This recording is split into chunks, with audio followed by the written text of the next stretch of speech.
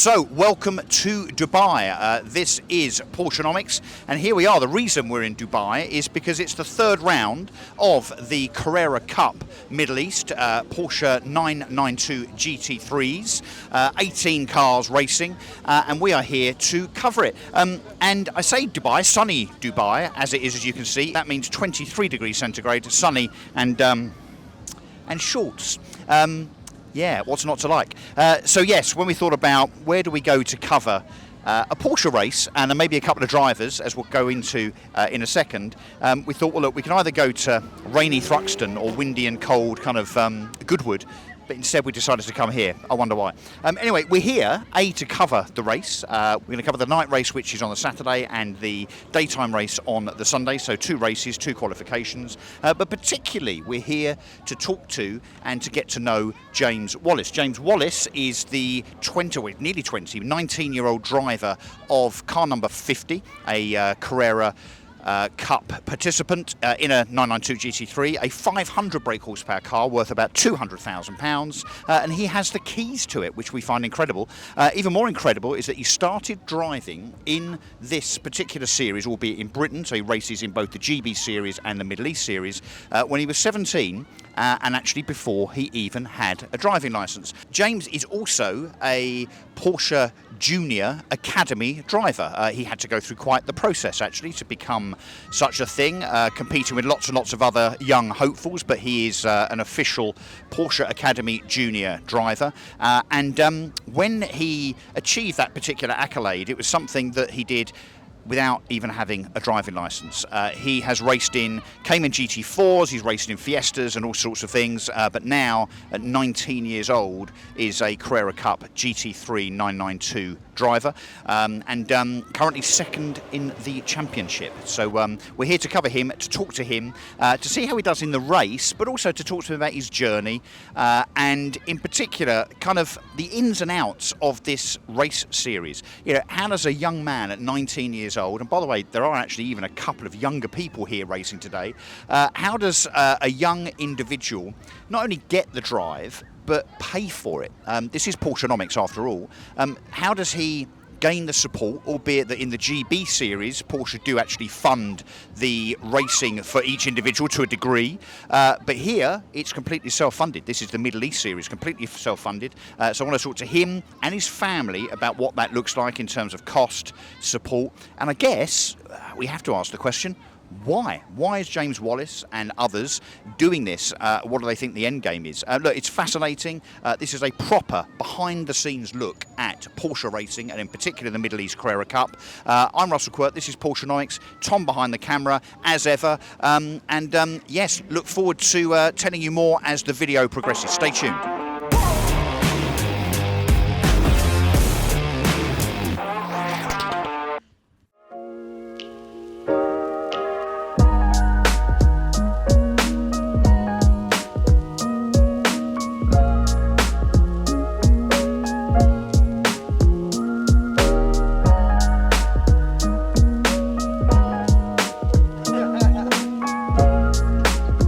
I do feel under pressure here, the fact that we've got this racing driver in the back and I'm driving. No, it's all good. I can hear him tutting.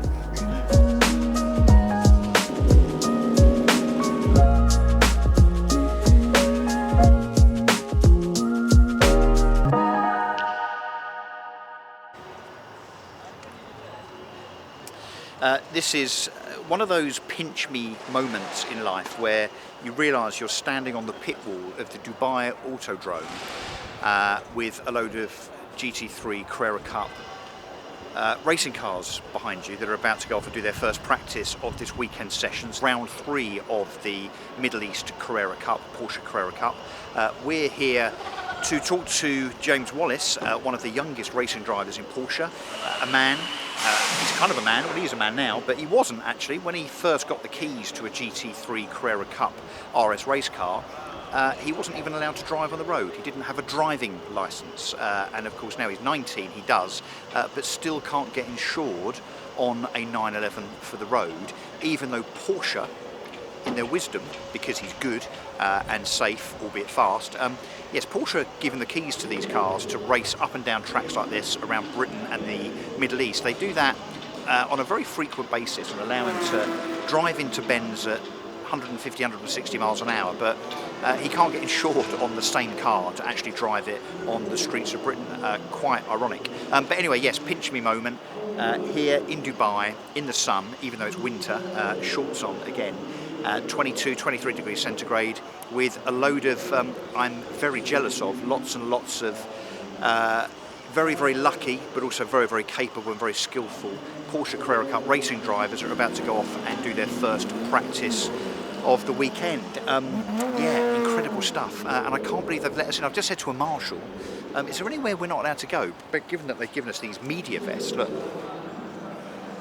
which makes us official and somewhat important, I think, in the scheme of things. And the marshal just said to me, shrugged his shoulders and went, nah, go where you like, man.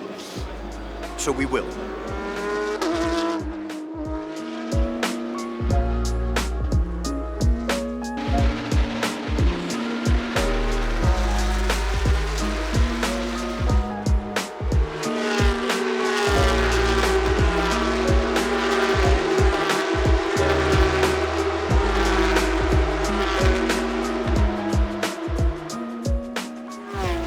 Okay, what a day, what a race, I have to say, and at night. I'd forgotten that this was a nighttime race. Yeah. That's a bit of a novelty, James Wallis. Yeah, you know, I mean, for such a well-built-up place and a lot of lighting around the Burj Khalifa, they definitely could have donated a few lights over to this track. Do you think it needs more lighting? Yeah, turn one, I mean, you can just about see the 100 board of the reference.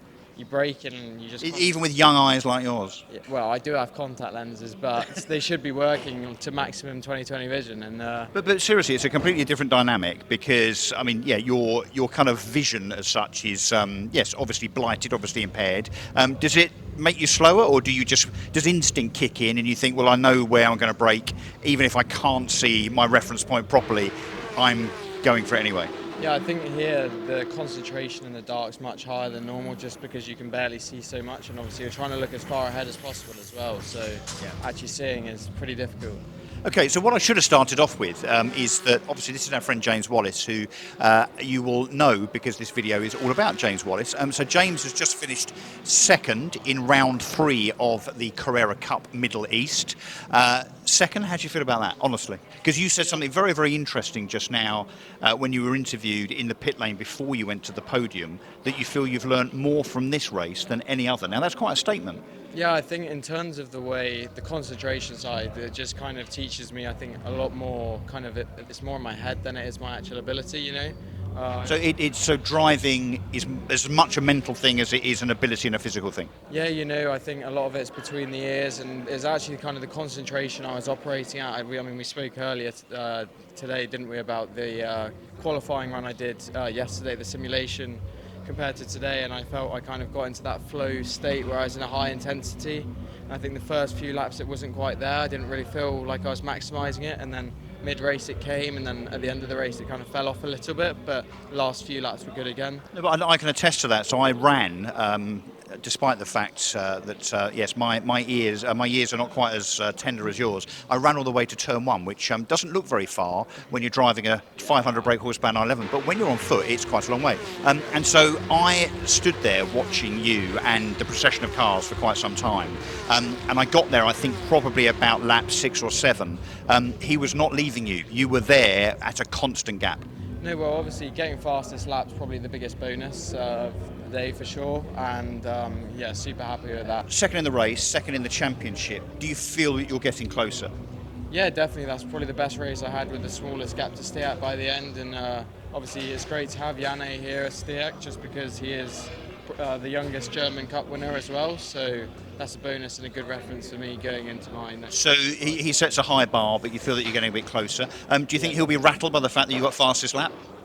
Obviously I don't think he'll be pleased because I think it's another point at the end of the day in the championships, but hopefully it shows to him I'm getting a bit closer, and I'll definitely be pushing him in the next race and hopefully maintain the lead. And when we say next race, it's tomorrow, albeit a daytime race, so we will be here to cover it. So this is James Wallis. Let me remind you, 19 years old, been driving this thing, or cars similar to this behind us, a £200,000, 500 brake horsepower, 992 GT3 Carrera Cup car. That's a mouthful, I think I got that right. Since before he had a driving licence. He's just come second weekend here in Dubai. Let's see what happens tomorrow. Over and out for now. Okay, so back again. This is day 2, Dubai Autodrome. This is the third round of the Porsche 992 GT3 Carrera Cup. That's quite a mouthful. That's not quite the official title. Anyway, behind me, as you can see, James Wallis, our good friend, getting ready for qualification. This is the second qualifying round of this weekend, ready for a race here, a daytime race, as opposed to yesterday's nighttime race, where he finished in second place. So he's still second in the championship. We'll be having a proper word with him later, both after the race and depending on how he does and whether he wants to talk to us or not, but also about him and his journey and his family and his age and the support he's had and, frankly, the support he needs. Okay, on the grid, race 2, Dubai. This is James Wallis, our man. P3, what are you thinking? What's going through your head now? Obviously, I think the biggest thing is going to be work on yesterday's takeaways. We'll just go with how it goes. Yeah, okay. Look, I'm going to get out of your head and, mate, best of luck. You'll be fine. All right, see you later.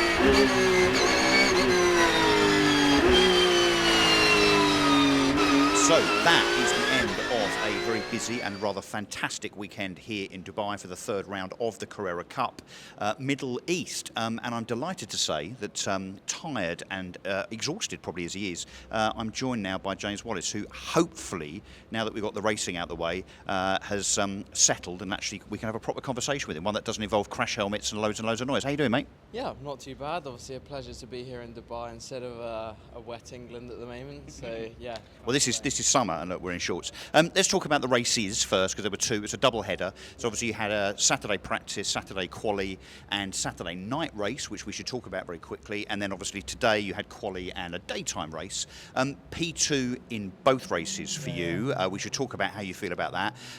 But let me just talk about the positives. Fastest lap in first race, and you went P3 in qualification to P2 in the race in the second race. How do you feel? Yeah, I mean, not too bad.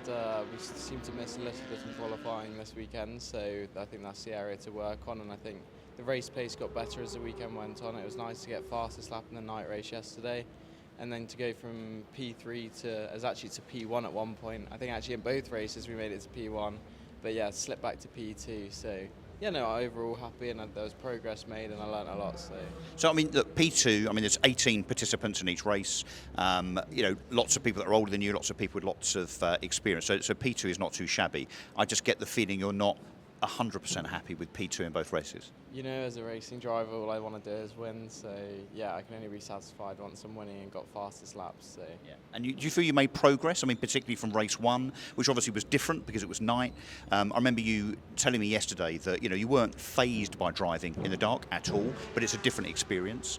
So how do you feel about that experience? I suppose racing at night. Because I think was that your first night race? Yeah, well, first night race where there's actually not much light around. I mean, I've done Bahrain in the night, but that kind of feels like daytime, whereas for a track or for a country where there's so much lighting around, like around the Burj Khalifa, they could definitely donate a few lights over to and so much money for power, right? Yeah, I mean, there's so much lighting over by the Burj Khalifa, and then here there's just average street lamps that you get in England where the bulbs are broken as well. So yeah, it was definitely a new challenge for me as you limited it. And what about the change, perhaps particularly in mindset? Because you said a few things over this weekend. I know we covered them elsewhere in the video in terms of you learning a lot from race 1.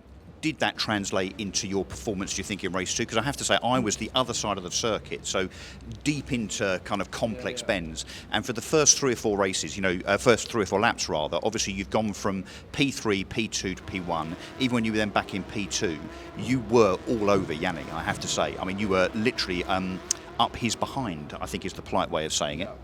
So, definitely felt there was progress. I think the biggest thing for me this weekend was the mentality. That's the thing I learned most importantly. I don't think there was huge development in my actual driving ability, because I think that's already there. But I think the psychological side is now the side I really need to focus on. And that's where I've learned the most, I think. So, yeah. Okay. Right, so look, watch out for this guy. Obviously, we're here in the Middle East. I think the big focus, as we'll come back to, is the GB round, where obviously you're racing. That starts in April, I think, at Donington, where you're there with the British touring cars. So that will be very interesting to watch. So a long journey ahead. Can we talk about the journey up to now? Because of course, I've teased in this video that you're rather of tender years. You're 19.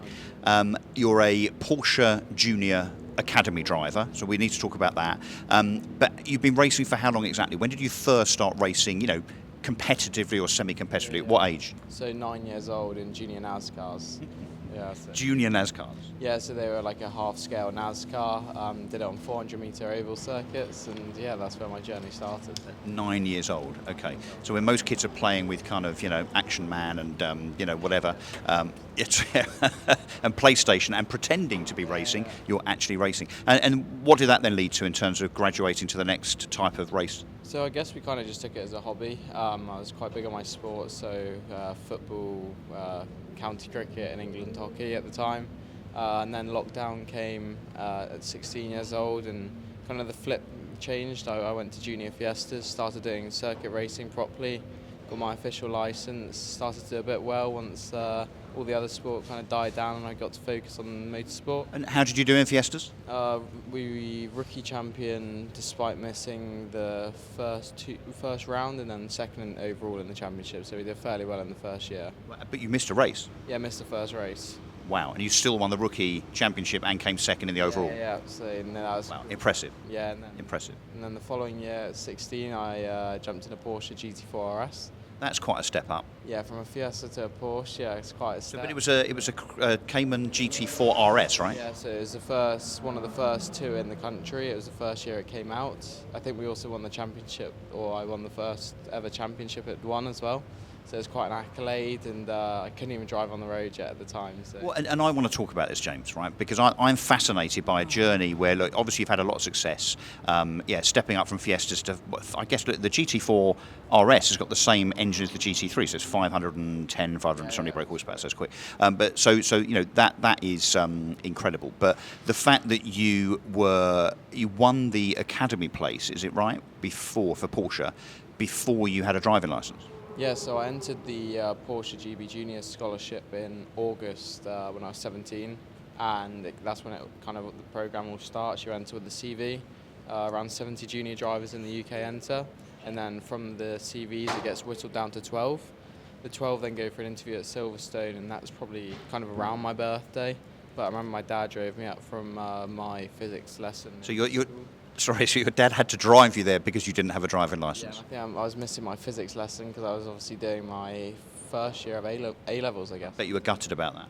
Oh, absolutely gutted. No, I mean, there's worse places to be, but I think it was definitely intimidating walking into the room to do your interview with the 5 Motorsport GB team from Porsche. But at this point, there's 12 of you left. So there's 12 of you left. 12 go for an interview, and then from those 12, they then choose 4 junior drivers, then go for a shootout day, which we can discuss in more detail about what actually is going on the day, because there's a lot going on there as well. Yeah. So, and you won the drive? Yeah, so from those 4 then do a shootout day, so you do a media assessment, psychology assessment, driving assessment and fitness assessment from kind of 8 a.m. in the morning until 6 p.m. It's quite a long, draining day for sure. I mean, you're sat at the breakfast table and all of a sudden you're in a media room, or you're just doing something, so it's constantly going, and they're looking for an all-rounded kind of, I guess, driver, and from those four, yeah. And I think people will be interested in that obviously you have to have incredible ability, stamina, fitness, but the psychological side and even the media training side, I guess that you could be the best driver, but if you can't do what you're doing now, and I've seen you do this, by the way, on a number of occasions, if you can't do this kind of thing, then obviously you're going to be less desirable than someone that can. So you had to tick a lot of boxes. Yeah, I mean, I think so. Out of the four categories, as I mentioned, they basically choose their favourite from each one, and I think I definitely topped three of them. So fitness is probably my strong point, and then driving, I think I was fastest, and then psychology, I don't really know too much what they look for there, and then I think media is pretty good as well. So. Okay. Well, they made the right decision. I've seen you drive here. You come second not once but twice out of 18, and improved during each race. So they certainly made the right decision. The other thing that we should add as well, which the other notable thing, you said to me when we first met that obviously you're ragging these 992 GT3 RS's round tracks at 165, 170 miles an hour, and again I've seen you do that, and you're trusted to do that. Obviously you have the car, which obviously we can go into more detail in a minute as to what that looks like in terms of how you do that and the cost of it, but you're trusted with the car and the speed in a racing environment. Yet what happens when you say to an insurance company, hey, I'd like to, let's say, just take a GT3 out, which I'm quite used to doing, for the weekend? I mean, what kind of response do you get? You don't get a response. I mean, I only get a response on most like standard 2-litre cars maximum. I mean, anything more than that, yeah, no chance. I think I'm going to try and get you an insurance quote on a 992 GT3. You're right, most people are just saying no chance, even though you're one of the most adept Porsche drivers on the planet. There's an irony to that, I think, but let's see. I suspect it will come out at £30,000 or £40,000. So, right, wow, mate, what an amazing journey, amazing weekend, and you're doing it all again next weekend. Yeah, of course. Over to Yas Marina. Hopefully we can take it a step further. That'd be the ideal spot, and yeah, looking forward to it. Brilliant. Okay, what a talent. Keep your eye out for him. We're certainly going to be following his journey as time goes on. We're going to leave it there for a second, but I just want to bring a couple of other people in before we say goodbye. Yeah. Bear with us. Okay, so we're back, and you'll see that we've been joined by two other individuals. James Wallis's parents, Nick and Sam. Welcome. Thank you very much. Welcome. Thank you very much. So I'm going to talk to you in a second about what it's like to be the mum of a racing driver. Horrendous, I should think. But Nick, if you don't mind, I can't help but think that this is quite an expensive endeavour, this racing thing. Now, obviously, you've opted to support James in his career, which I guess most fathers would do, but not everybody has the means. Let's talk a bit about what this looks like in terms of investment, and then I'd like to talk about what it looks like in terms of support potentially from partners. So you've supported James presumably from the age of 8 up till now, so 11 years worth of support, and not just financial, of course, but moral support and emotional support and so on. But it is expensive, right? It is expensive, yeah. Far more expensive than running around in Fiestas. And I think the motorsport world is one where there's almost no price point these days. There's a lot of gentleman drivers who want to become racers, and so there's a lot of very wealthy individuals here, as you would imagine in Dubai, but lots and lots of owner drivers that have lots of money and have money, I guess, for equipment and tutoring and so on. But so Nick, forgive me for asking. It's a bit of an inappropriate question, very sensitive. As I've said, a very expensive endeavour. What does it cost to run in the Carrera Cup for a season? It is expensive. It depends on which series you're talking about. GB is probably of the order around £350,000. European series, probably $250,000. Middle East might be 400,000. But I would add without any damage bills. So wow, that's if you don't have any mishaps throughout the whole season, right? That's correct, and that's with very limited testing. So these cars are tough to drive. You need test and seat time, and therefore that's in addition to that budget that I'm talking about. So I mean, everything costs, right? So tyres cost, brakes cost. track time costs, fuel costs, I mean everything costs. So it's hundreds and hundreds of thousands of pounds, which you've supported. Obviously, you've made the decision, both of you, that you're going to support James in this endeavour, which is fantastic. There's some help in GB that I suppose we should note with regard to some funding, some sponsorship, and also the car itself. So just explain the GB series kind of economics, if you don't mind. Yeah, no, the scholarship is a real honour. It's an accolade that few get the chance of achieving. And Porsche GB, Porsche Motorsport GB, give a subsidy as part of that scholarship, as well as a car. And there is also then a lot of peripheral support with Porsche, including mentoring, fitness training, psychological training, and events as well, such as Goodwood that James attended. So there's a lot of support on the infrastructure side of things, but fundamentally the brunt of the cost still needs to be borne by ourselves. Yeah. By yourselves or sponsors, which we need to come to, or I guess maybe we could call them partners. But I guess, look, we're sitting here in Dubai. The reason, presumably, you guys are here is because, of course, the season finishes in the UK in whenever it is, October, I guess. Yeah. And you don't want to have no seat time, to your point, between that time and April. So it's another expense, but an expense, I guess, that we would have to argue is necessary to make sure that James has got seat time throughout the year, because otherwise you're going to get into a car in April, James, and be a bit rusty, I suppose. So you've opted to do this. This isn't a luxury. This is, to you, this is presumably a necessity in terms of, look, we've got to invest in this too, right? Correct. I mean, the problem with testing in the UK is obviously the winter is not very, very useful in terms of track time. So to get some seat time in a dry environment, on slick tyres, on bigger tracks is hugely advantageous. And James was in a seat within 3 weeks of the end of the GB season. So that's a big element of this. So pre-Christmas he had seat time, post-Christmas he's got a lot of seat time, and then we're into the season, as you mentioned. Yeah. So it starts again in April at Donington. Correct. Yeah. Supporting the touring cars.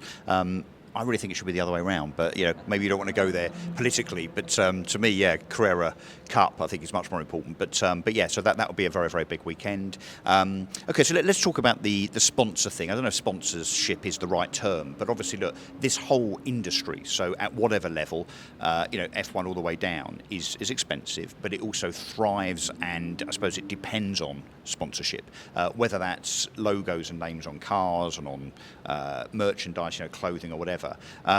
So that partnership, obviously, that sponsorship thing is really important. Have you got any other outside sponsorship yet for the GB series that's about to start? Yeah, we do. We've got a couple of partners who are sponsors, and they've been supportive of James through last year. Obviously, it's always useful to gain further funding and support. And the programs we put together in terms of that partnership and what it looks like from a business perspective, we can be very flexible about. The motivation of different businesses is, it varies. Some just want to indulge in motorsport, some want to have clients there, some want to do external days with James and have access to something they wouldn't otherwise have access to. Right, so there can be some real creativity. So, if there was a business watching this thinking, I'm quite into motorsport, I quite like it, quite like to support James, but obviously I want, look, as all business owners would, a return, an ROI, a return on investment. That could look quite interesting and sophisticated then in terms of creativity. So again, not just logos, training days, driver days, access. I think you and I talked earlier, Nick, about access. When people watch this video, hopefully they're going to be incredibly jealous of people like us. And James is the driver, of course, but people like us that get to go behind the scenes. I mean, we've had an amazing weekend where we can walk up and down the pits, in and out the garage, and sit at the end of turn one, and he's going past us at, I don't know, whatever turn one is. So let's talk, Nick, just very quickly about what support looks like as a kind of partnership thing. I mean, track days, driver days, but to me, I think it's obviously about an ROI in terms of also having some exposure on the car, as we've said, but access. Walking around here as we have this weekend, in and out the pits, being able to talk to James on the grid, although I don't think he wanted me to particularly. All of that stuff is, that is, people that are Porsche and racing enthusiasts will drool at that. I mean, I know it depends on the track and the country, but that would be part of some kind of package, I guess. Yeah, absolutely. I think the access to the pits, the paddock, to the driver, to the team, to hospitality, which is exceptionally good, I might add, at Porsche. All of that is hugely important, and generally businesses who bring customers to that sort of event, they're enlightened, they're enthused, they become motor racing fans, and they're obviously following one driver at that point, which is great. So people engage and they feel, you know, a part of a racing team at that point, which is what makes it. It's definitely a corporate thing, isn't it? So bringing customers or potential customers. Before we wrap up, I've got to ask you a question you might not want me to ask, Sam, which is, how does a mum feel about her, 8-year-old, 15-year-old, 17-year-old, 19-year-old son or daughter driving a car like he does in competitive racing? Doesn't it scare the life out of you? I would be lying if I said that I wasn't worried and concerned, and I do get anxious, but I know there are so many safety measures in place in these cars and in the equipment that the drivers use, such as the helmet, the hands device, the roll cage, and you have marshals everywhere. And I've seen James have a number of incidents, and he's been fine. So it's a safer sport than it was. it is, yeah. I mean, motorsport is dangerous. We all know that, but it is much, much safer than it used to be. Yeah. And you supported him for a long time, 11 years in this kind of racing endeavour. Where do you think he ends up? Where do we expect to see James Wallis's name in the future? Le Mans, maybe? I'd like to see him at Le Mans, yes. I think he's an incredibly talented driver, and I support him no end. Well, you're here. Well, I suppose Dubai's not too bad a place to come to, is it? Yeah, he just needs to keep believing in himself. Well, as we all do. Yes. Right, well, on that note, James, thank you. Nick, thank you. Sam, thank you. That's it. Porschenomics for now. Goodbye, and hopefully you've enjoyed this. We certainly have. So thanks once again, guys. Thank you.